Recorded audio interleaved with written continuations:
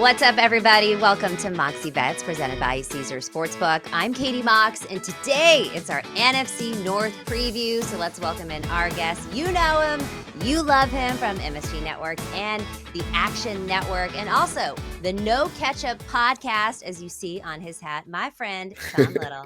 How we doing? Katie Mox, what's going on? How are you? Thank you so much for having me. And I appreciate I'm going to try to leave as much bias out of these takes as humanly possible. You know, I'm a Chicago guy, Bears guy all the way, but I've been digging through and I'm ready to bring some clean, unbiased takes for you today. Well, I will take you be unbiased, and I'm going to be heavy on the Bears today. Okay, I'll just go ahead and do that right now. Let's go, Chicago. All right, so going to start here with a Mox thought, Sean. Football is so back, baby. The Hall of Fame game kicks off tonight between the Browns and the Jets.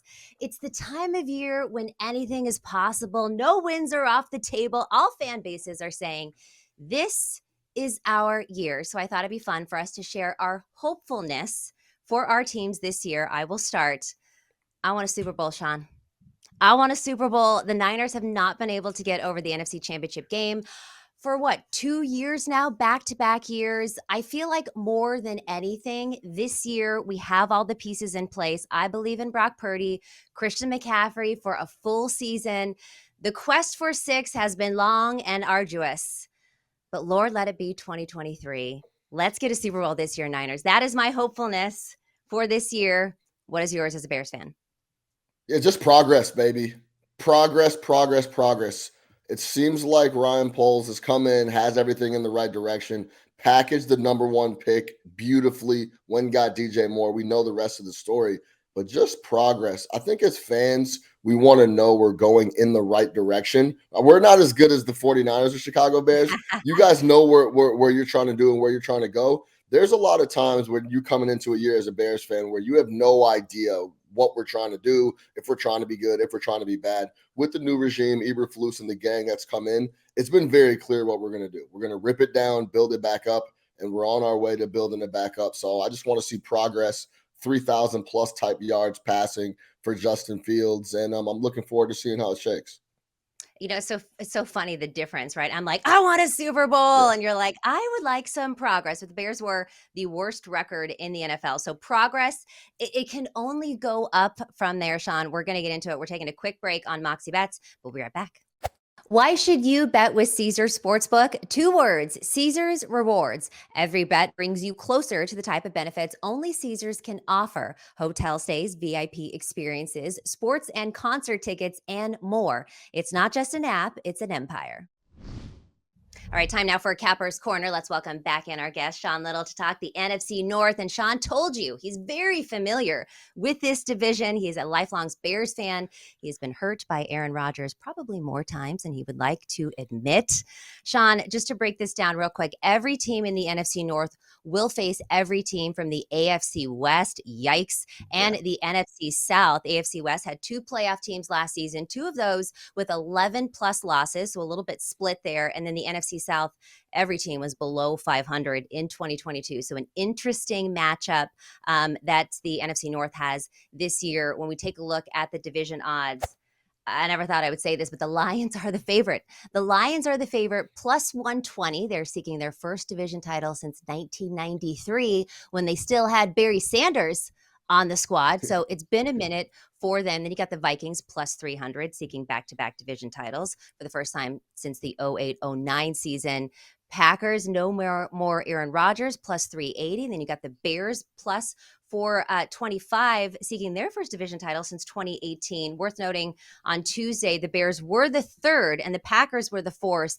These switched on. Why do you think that is, Sean? First of all, why do you think that the Packers have all of a sudden gone up the board here? Yeah, who knows? It's a lot of the biggest thing for me, especially when it comes to training camp news and notes and videos, is I just try to take it all in, take it with a huge pinch of salt, and then determine what I believe is true or not. I'm sure it's just people are believing in Jordan Love a little bit more than maybe potentially they were coming in to training camp. They've seen some video, looks a little better. That's the only reason that number would go up. This is, if you're betting on the Packers, you're betting on Jordan Love. Yeah. And look, I I don't understand the Jordan Love slander that kind of gets tossed around there. I mean, we talk about all the time how quarterbacks should study under a great quarterback for 3-4 years before they're ready. Well, that's exactly what Jordan Love has done. So, we'll get into the Packers, but let's start here with the Lions. And I've said this on the show before, but Sean, if you would have told me like 3 or 4 years ago that in the year 2023, the Lions would be the favorite to win the division and the Packers would be at the bottom, I would have told you to lay off drugs and, to maybe check yourself into a mental institution. Like, how wild is this, right? I mean, this is your division. Did you ever think you would see this day? Mox, I remember very vividly Dan Campbell's press conference, welcome press conference, when he started talking about biting off kneecaps and stuff. And I was like, perfect. It's exactly who I Yeah. wanted the Lions to hire. They're going to be bad for another 4 or 5 years, and they're going to have to reset. It's been the exact opposite. He's got those guys to play hard no matter what. Seems like a player's coach. Everyone calls him a player's coach, but he also seems to be slotting people in the right Mm, spot. Ben Johnson, the offensive coordinator, he got to stay. That was one of the best offenses in the NFL last year. Couple things on Jared Goff that when I knew this mm, when I was watching it happen and was digging in, but we're talking about the best touchdown to interception ratio in the entire NFL at 4.14 to 1. He had 20, wild. 29 touchdowns, 7 interceptions, Mox. He threw all 7 interceptions in the first 8 weeks. The last 9 weeks of the season, 15 touchdowns, 0 interceptions. That Wow. offense was rolling when it got to the back half. The problem is the defense. They were giving up tons and tons of points. It was a track meet for Aaron Glenn and those guys. Aaron Glenn's still around. They kind of used the scapegoat. Aubrey Pleasant was the DB coach. They fired him in the middle of the year. That DB unit was really bad, bottom 3 in the NFL. Glenn's still around. That might be a loyalty thing with Campbell. They seem to be really, really good friends and buddies if you watch the Hard Knocks series. But yeah, I wouldn't expect these guys to be the favorites in the division. But I think overall, this pod is really about the NFC North. It's a new day in that Yes. division with Aaron Rodgers Yes. and now Brett Favre Yes. gone. It's a wide open look there. I agree. I totally agree. So we look at this win total 9.5. With the overjuiced to -135. They have stayed under their win total in 4 of their last 5 seasons, and also 15 of the previous 22 seasons. They actually haven't got double-digit games since 2014. They've had single digits in 8 straight seasons. Plus 2,200 to win the Super Bowl. All right, we're not taking that bet. Plus 1,000 to win the conference. Again, plus 120 to win the division. They just barely missed the playoffs last year, but they're still minus 170. Or excuse me, they're minus 170 to make the playoffs this year, plus 140 to miss. We've already talked about your expectations for Detroit, but do they get 10 wins? Yeah, that seems like a big number. The 10-win I number agree. seems big, but the division is pretty soft, and we're going to get into the rest of the squads as Yeah. well. We know where the Bears are at. We know where the Packers are at. The Vikings are going to be kind of in that middle tier, but the Lions have a real shot now. That number 9.5 seems really sharp to me. I've seen it as low as minus 155, minus 165 in the market for them to make the playoffs, and that's where I would put my money. I Yeah. actually trust Dan Campbell to have these guys ready Yeah. I think this is one of those situations, Mosh, where the first year was like, who is this guy? Does he know what he's doing? He got those Yeah. guys to play pretty hard. Then last year, they were playing hard. They believed in what he was saying and started to come to fruition down the road. This is going to be the year where they are actually coming in confident. I actually know what I'm doing. Because remember, he's a rookie head coach as well. He's an Yeah. ex-player. He's still getting his footing. This third year is going to be massive. The only thing that makes me nervous is I haven't talked to a single person that doesn't like the Lions this year. The Kool-Aid, the Kool-Aid is extremely sweet Yes. on the Yes. Detroit Lions. So I think that 9.5 number is very sharp. I do like them to make the playoffs. I think 1 or 2 teams in this division do make the playoffs. And I do believe at minus whatever number you're seeing in the market, minus 160 to minus 170, I think there's value there for them to make the playoffs. I agree with you. I think the Kool-Aid is now transitioned into like the college jungle juice where there's like straight Everclear in there, and that's what people are drinking on the lines. And it's all because I think we all just love Dan Campbell so much. And, you're rooting for him. And it's been really exciting to see what he's done with this team. I lean under on this 9.5 as well. And what's interesting, Sean, is they were cover machines last year, 12-5 against the spread, good for third in the NFL. They did go 5-1 straight up against the NFC North. I think that changes this year because it's, like you said, everything has shifted a little bit.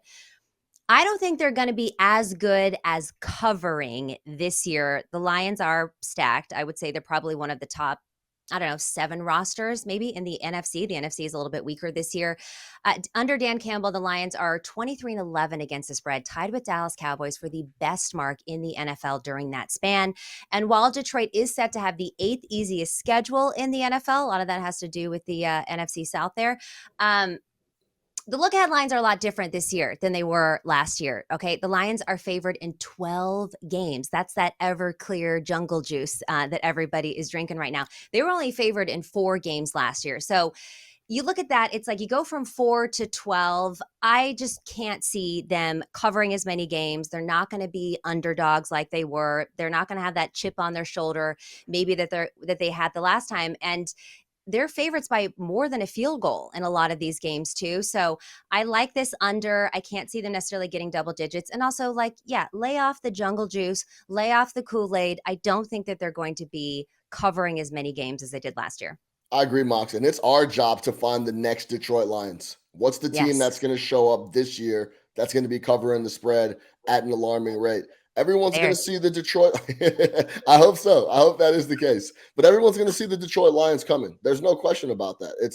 They're now the favorite to win the division. They're almost a 2-1 favorite to make the playoffs. People are paying attention now. People are rooting for the Lions. That's a big change for them. Are they going to be able to play up to expectations? We'll see. But we have to find the next Lions that come into the year and can make us some money covering a number when a lot of other people don't think they'll be able to.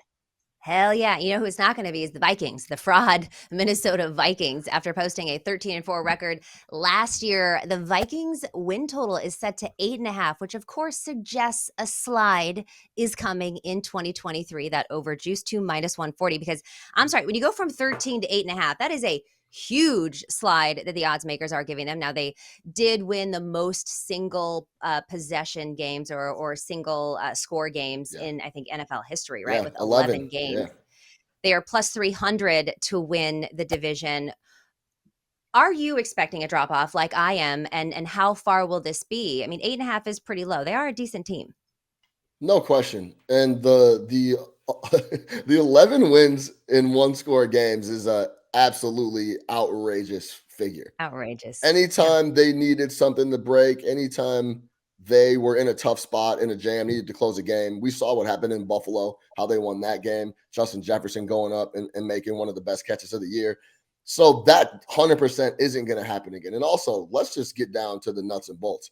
First 7 weeks, they play the Eagles away, the Chargers, Chiefs, and Niners. Could be all losses. Could be It all losses. could Yeah. be all losses. That's a really, really tough way to open the slate. So, and I'm not exactly sure how many of those games are going to be on prime time. That's also something that needs to be looked at. 2 of the away With Kirk games. Cousins. Yeah, exactly. That's a big major thing for Kirk Cousins. 2 of the away games are in dome. So he's going to end up playing right around 10, 11 games in a dome. So that's maybe not 10 or 11, but like 8 or 9 games in dome. So that'll be a positive thing for him because outside is not where he wants to be. Primetime outside is Kirk Cousins' worst nightmare. So I definitely think there's going to be some regression here. They lost some guys. Eric Kendricks is Yeah. gone. Zadarius Smith is gone. They'll potentially have 6 or 7 new starters on defense. Dalvin Cook isn't there. Adam Yeah. Thielen isn't there. I haven't heard one person mention Adam Thielen leaving. Kirk Cousins loved him. Well, because you got Justin Jefferson. I feel Well, like Justin Jefferson came in and all of a sudden Adam Thielen was like chopped liver. yeah, no question. But you still had to respect Adam Thielen, and that still Yeah. opens up stuff for Justin Jefferson. So we'll see if Justin Jefferson can put up offensive player of the year numbers again. Kirk Cousins is still there. This is the last year of his contract. That could either be a positive or a negative. He's coming in. He might try to. I'm not saying Kirk would ever try to not have a good season, but that No. added pressure of trying to get an additional deal is there. I will Yeah. say this about Kirk too, really, really fast. I watched the Mhm. Netflix series. I watched the Ah, quarterback series. This guy works extremely hard. I came yes. away with a lot more respect for Kirk Cousins than I did Yes. coming in before the series started. He's getting absolutely every ounce of talent out of himself. So all that said, I don't think it's going to be enough. I think they're going to be overall a mediocre squad. I do think this number is extremely sharp. 8.5. They're going to be like 8-9 win team because they do have a tough schedule to start. How do they deal with that? And does it snowball through the rest of the year? If they lose all 4 of Yeah. those games, next thing you know, they're 2-6. It could get really, really ugly for the Vikings. Yeah, and look, Sean, I watch quarterback too, and shout out to Omaha Productions here for putting that on, and I'm so excited to see who the next group of quarterbacks is going to be. Justin Fields apparently turned them down, which I think is smart. Him being so Yeah. young, I think you got to wait till you've got some more years underneath you, and he's already under so much pressure. Anyways, that's neither here nor there. Um, in talking about Kirk Cousins, yeah, I was almost walking back all the horrible things that I've said about him on prime time because I was like, this guy is just an incredible guy. And that's why when you said that you don't think that he's going to, purposely have a bad year, no way, dude. Yeah, of This course. Yeah, guy no. is just pure of heart, pure of everything. And are you a golf guy? Did you watch Full Swing? I watched Full Swing. I've been trying to work on my golf game. It's just not. I'm a tennis guy. Yeah, I see here. I don't watch golf professionally, but I did watch Full Swing. And my analogy, and the listeners of the show were like, "Oh my god, again, Katie is saying this," but I do think it's very good. Kirk Cousins is like the Tony Finau of the NFL. They're so nice and they're so family oriented, but they don't have that little psychopath edge, Yeah. which is going to put you over to be one of the best. So that's my Kirk Cousins. But yeah, look, I think this number is super sharp too. I lean over, like you said, 8-9. I kind of lean for the 9. They're a good team. They're well coached. Kirk Cousins is a serviceable quarterback. Like you said, he's got a lot of dome games coming up. You still have Justin Jefferson coming off Offensive Player of the Year. They've got that new kid out of USC. I'm blanking on his name right now. That will be, I think I don't necessarily think he'll take, um, not carries because he's not a running back, but take, what do you call it? Receptions away. Receptions. Thank you. Take receptions away from Justin Jefferson. But I think it will be interesting to see how he kind of opens the field up a little bit. They did beat every team in the NFC South.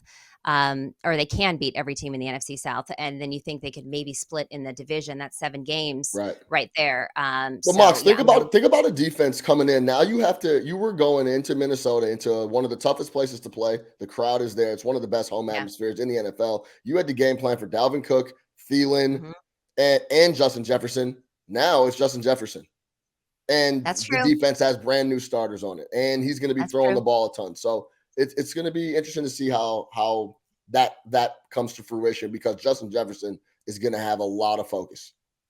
It might have been more interesting to see Kirk Cousins this year than last year because he's kind of overcoming something a little bit. But all right, looking at the Packers, and you alluded to it at the top of the show, Sean. This will be the first season since 1991 that the Packers don't have Brett Favre or Aaron Rodgers starting at quarterback. Instead, they have to pass on those duties to Jordan Love, who has won a single career start. Their win total 7.5. That over juiced to -130. They have won 8+ games in 12 of the last 14 years. But hey, that's all with Aaron Rodgers. They're plus 380 to win the division. How do we feel about the Packers? How long ago is 1991? Do you know how long ago that is? Is that in the first place? That is so outrageous that Yeah. that's even a thing that they've had two all-time quarterbacks Lucky. and it's insane, right? So it's a new day. They've won 8 of the last 12 divisions. Jordan Love is now the guy. We'll see how it shakes out. I don't feel very good about the Packers overall. I think Mm. it all is going to come down to is I still have a lot of questions on Matt LaFleur. He now doesn't have Aaron Okay. Rodgers throwing the Uh-huh. rock. When Aaron Rodgers took a little bit of a step back, he didn't have the best year. There was a lot of stuff going on last year with him coming in the contract, just not wanting to be in Green Bay overall. They didn't make the playoffs. They didn't look that good.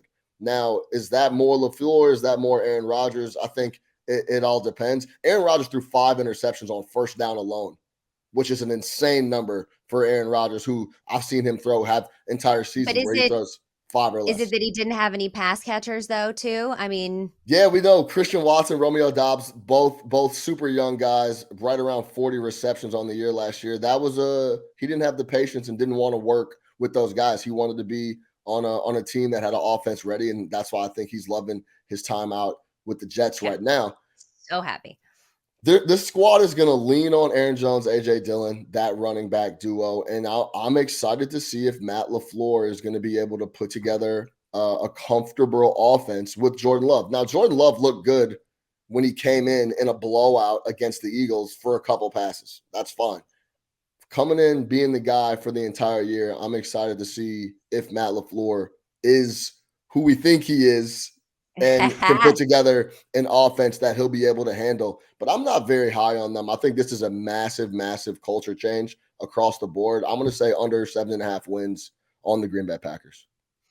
I lean over. I feel like they can get 8 wins here. And like you said, I probably, especially with someone like Jordan Love, where he's such a big question mark, but you got AJ Dillon, you got Aaron Jones. They're going to split carries.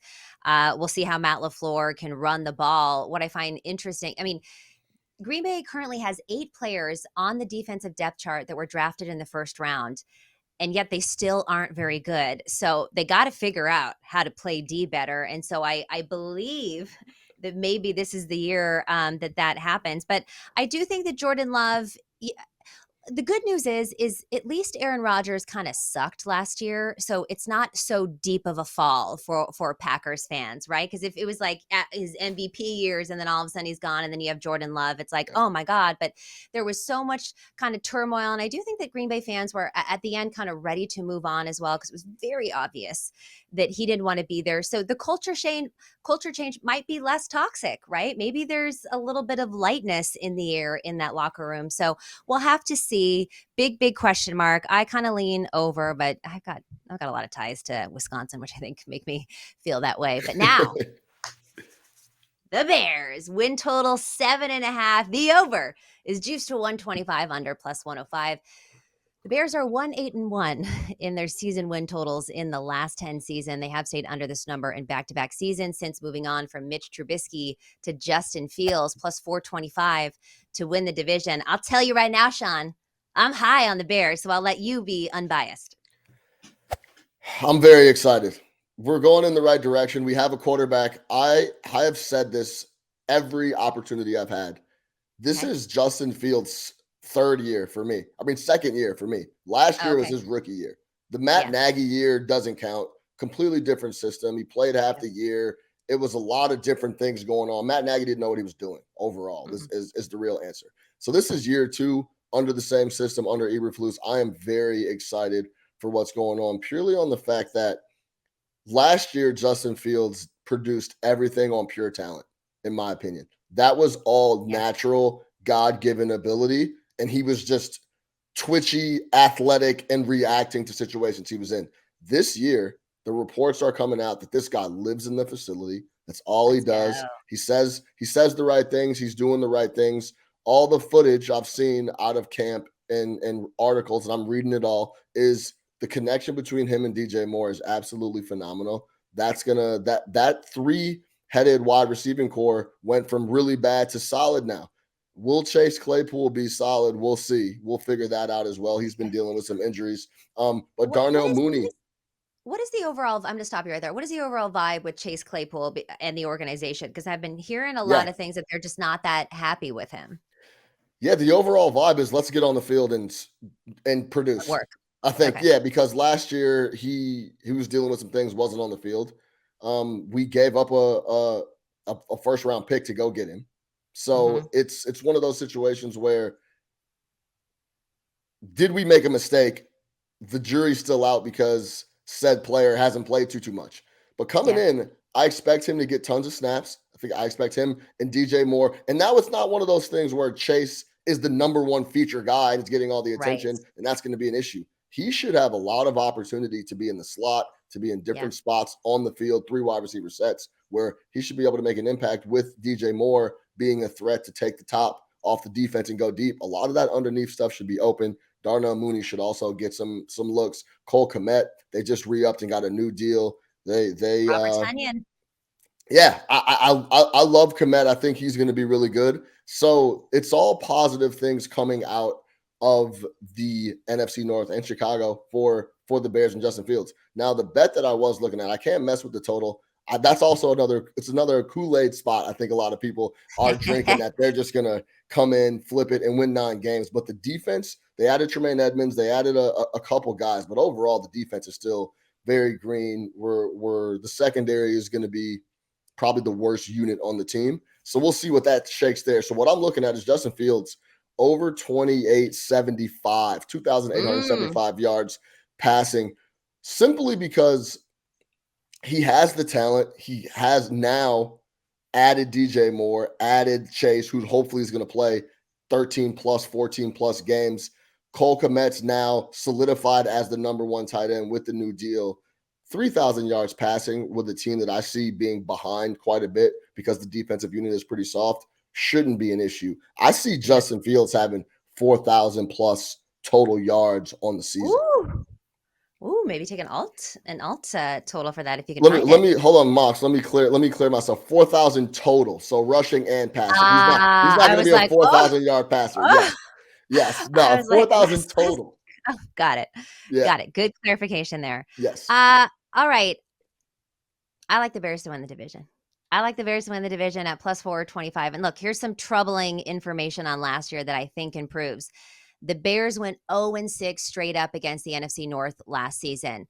That doesn't happen this year. I think they can at least split with everyone in their division. They had the fifth worst total offense per game, the fourth worst defense in terms of yards allowed per game. Simply put, Chicago was outplayed on both sides of the ball last season. I think that improves greatly last season. You got to think that Fields is going to get better, especially with adding DJ Moore. You just went into all of their great additions. There's some legitimate offensive line optimism, right? With Darnell Wright and with Nate Davis added. They got the protection for Fields, which I think is so important. And I just think that this NFC North is so wide open. There's no more Aaron Rodgers, so the Bears rightfully own themselves for the first time in a very long time. All right. We already talked about it, some Vikings win regression there. And the Lions are fun, but they still don't have any proof of concept. So when something is so wide open for that, give me the value, right? Because I'm not going to take the chalky pick, and I don't believe necessarily in the Packers and the Vikings. So give me the Bears. Give me all the optimism in the world. The Bears plus 425. That is my pick for the Bears this season. How do you feel about it? I love it. I mean, the optimism, I should say, in Chicago is extremely high.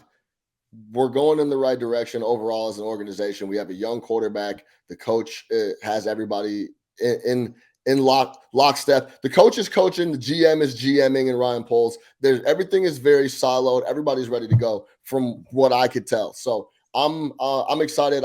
Plus 425 to win the division. That is the value in the entire slate because it is wide open. The Lions, like you laid out, haven't been here before. They haven't been the favorite to win the division in a long time. The Vikings have a tough schedule to start the season and are overall seem to be, they're almost like dipping the foot in the pool of a rebuild. They're letting all their top talent, Yeah. defensive, expensive guys go. Offensive guys are trying to find new spots, and then we're going into the final year of Kirk Cousins' deal. It'll be very easy for them to completely reset this thing if it goes south in the middle of the year next year. So Mm-hmm. yeah, plus 425, Chicago Bears. It'll be a fun ticket regardless. They're going to play hard. They got a young quarterback. Justin Fields is going to make a lot of plays.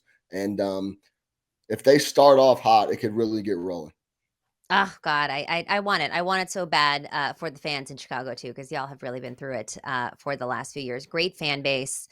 Real quick before we get into some more Justin Fields props, how do you feel about Soldier Field versus the new stadium approved? Is it happening, or are we still waiting So to see? yeah, it's a good question, right? So the Chicago Bears ownership, the McCaskies, bought the plot of land in Arlington Heights where the stadium would be, and they're still trying to work out if they're going to actually put the building in said plot of land. It's very expensive, of course. As you know, they're trying to figure out the financing and stuff on that end. For people that don't know, the reason Chicago is an interesting stadium situation is because the city owns half of it. So it's the Bears and the Oh, city of Chicago who own the stadium. So the Bears split revenue with the city. on a lot of events Mm, and a lot of things that go on in Chicago. So they either need to re-up and reconfigure that deal so where they can take some more revenue from the city, or they're gonna try to pack it up and get out of there. Now, I yeah, love the Bears in the city on the lakefront. It's awesome. yeah, Monday Night Football, Thursday Night Football, that shot of Chicago with Soldier Field in the beautiful. background, in the foreground is awesome. So I would love them to stay. I was actually at Soldier Field last night for the Chelsea Dortmund friendly. So I like the stadium. Overall, it's small. It's like 60 top 68,000. So that's also an issue. If they get out to Arlington Heights to be 80,000, they'll be able to keep a lot more of their revenue. But it's a big move because the stadium's going to be expensive and they got to figure out the financing. TBD at the moment for the new stadium in Chicago. Do you think they dome it? Probably, right? Yeah, I would. If they go to Arlington Heights, I would think they would dome it. I think that's also a thing, a big back and forth with the fans. I will Yeah. say this: I've been to a new stadium. Like, oh, I like Soldier Field. It's great. Bear weather, ha ha ha, snow, windy, and then you go to a new building. And you're like, man, this new building is nice. I'll have one. Yes. I'll take one of Yes. these. Yes. I So will say there's so much history at Soldier Field. It's definitely one of the stadiums that I want to get to kind of before I die. So I guess I got to get on that pretty soon, if things are maybe changing. But yeah, I mean, some of the old heads are like, no, this is football weather. And like, sure, we can all have fun at games, but we'd rather be warm. All right. You don't want to yeah, sit like in Buffalo too, when they're thinking about people are up in arms, like nobody wants to be outside in that weather. And it's better for the players not to be freezing cold like that. So, I agree with you. Thank you for giving that take. Now, when we look at Justin Fields, and you already gave a prop bet out, but he is one of the most exciting players in football. He threw for 2,242 yards, 17 touchdowns last year. However, he did his real damage on the ground in 2022. Fields ran for 1,143 yards and 8 touchdowns. It was the second most rushing yards by a quarterback in NFL history. I believe probably Lamar Jackson was number one. Is that what it is? Yeah. So right underneath him, which is saying a lot. He's starting to get some pieces around him. He's plus 2,500 to win MVP. That feels like a stretch. Plus 2,000 to win Offensive Player of the Year. Not so much of a stretch, actually. If all of these things align and it happens, his total passing yards, 2,875 and a half, rushing yards, 775 and a half. I'll start. I like him actually over the 18 and a half touchdown passes. That's actually at plus money too, at plus 110. He completed 60% of his passes for those 2,242 yards and 17 touchdowns last year.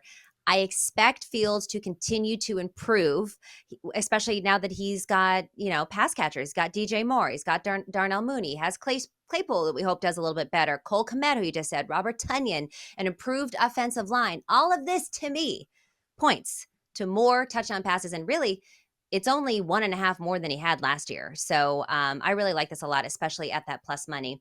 Is the total yards your best bet for Fields, or what else are we thinking? yeah, that's my best bet for Fields. I think all the things you laid out are dead on, Mox. Also, you cannot underestimate that this team is going to be behind quite a bit. The games that Justin True. Field played really well, there was a bunch in the middle of the season where they were almost the number one, number two offense in the NFL. They were scoring 35 plus points a week. Yeah. So that the defense is the issue. So when the defense is the issue and you have confidence in the young quarterback, they're going to be throwing the ball quite a bit because they're going to be in a situation where they have to open it up to try to score points. A 3,000-yard passing season for Justin Fields with the confidence, the full second year in the system with DJ Moore, with everything that's wrapped up, it's a perfect situation for Mm-hmm. them to give him more attempts to let the ball go. I think the trust will be there. Everything across the board is going to go up on the passing side for Justin Fields. 3,000 yards passing for me seems light. That number seems short. I like the over. Is Justin Fields going to be the only Ohio State quarterback to be successful? I hope so. I It, think it, it does seem that way. I'm a Justin Fields guy. I think same. we always try to label guys early and Hmm. do hot takes, et cetera, et cetera. But this is his second full season in the same offense. Yeah.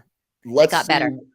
He got the offense is better. The talent around is better. The aura around the club is better. The direction is there. I think everything is positive for Justin Fields, and he's looked good in camp, and he lives in the building.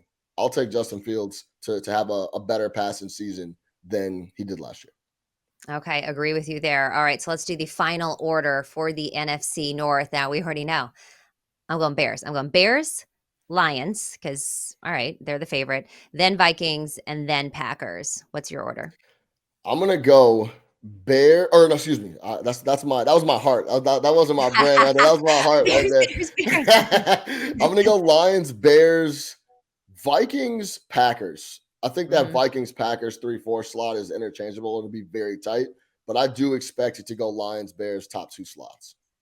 All right, Sean, thank you so much for coming on today and talking NFC North with us. I'm really excited to see what happens with this division. I think it is so wide open. I'm excited to see how the Bears can bounce back from being the worst team in the NFL last year and, maybe surprising people and winning the division this year. But I know you're headed back to MSG Network soon. You're coming back to New York. What's on the docket? Where can we find you? Yeah, at Chicago Flow on almost all socials, Twitter, Instagram. Check me out there. Yeah, I'll be back with MSG this year. Looking forward to what we're gonna do. It'll be a lot of NBA, a lot of Knicks stuff, but looking forward to Hey. doing some NFL stuff as well. And Action Network, I'll be doing a bunch of NBA stuff as well. But I'll be coming with a bunch of content. Make sure you check me out. No Catch Up podcast across the Yes. board. Everywhere you listen to podcasts, at No Catch Up is us. Sports Talk via Chicago. Sean Little, Nick Harvey. But yeah, at Chicago Flow across all socials. Come hang out. And, I only put ketchup on my hot dog, so I don't know how we're still friends because we have a whole podcast dedicated against people like me. But Sean, again, thank you for coming on. This has been Moxie Bets presented by Caesar Sportsbook.